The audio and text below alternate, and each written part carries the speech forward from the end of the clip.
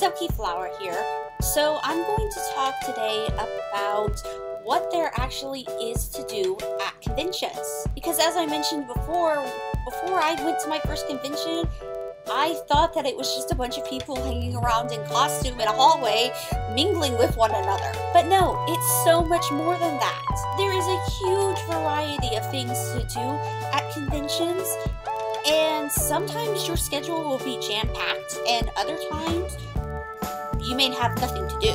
But that's okay, it's fun anyway. So, one of the primary features of conventions is panels. Panels are basically like informational presentations on a variety of things, or sometimes they're just social gatherings or games put together by other people who like the same fandom. Some panels are done by professionals or guests who were brought in by the con, and others are done by regular con goers. Like my friends Anime Girl and Tikal Ember and I do a Chow Garden panel at Tokyo and Tulsa, but we're just regular attendees. So yeah, panels are usually really fun, and they can be very informative on lots of different things. Then you have the vendor's room and the artist alley or artist bazaar, whatever it's called at your local convention. The dealer's room or vendor's room, sometimes it's called, will have tons of merchandise that is really hard to find anywhere else except for maybe online. Fair warning though, some of that merchandise can be pretty expensive.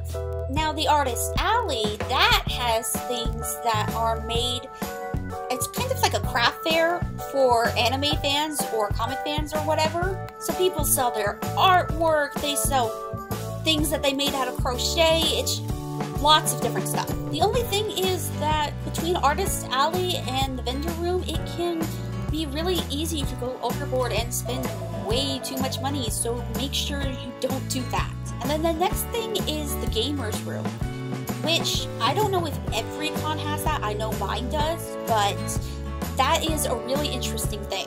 The gamer's room at Tokyo and Tulsa has like every console ever made with games that you can play on each of them, and a bunch of different arcade games that you can play for free. It's awesome. They even have game comp tournaments for all you competitive gamers out there, like Call of Duty and Smash and Pokemon. So yeah, if you're bored and you like video games, I recommend hanging out in the gamer's room. And then there are also things like the opening ceremonies and the closing ceremonies and other big events that most people in the con go to, like cosplay contests. Those are really fun to watch. A lot of cons also bring in musical talent, and so a lot of times later in the nights there'll be concerts or even raves.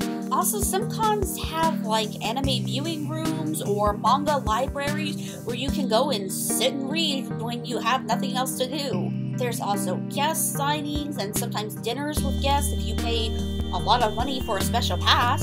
And of course, just plain fun things like karaoke and group photo shoots. I personally spend most of my time at panels because panels can run until like 2 in the morning, so you never run out of panels to go to if you want to actually see them. But whatever your interest is, you're not just going to be sitting in a hallway talking to people unless that's what you actually want to do. I hope this provides a better idea of what actually happens at a convention. Have fun with your first cosplay, guys. Sayonara!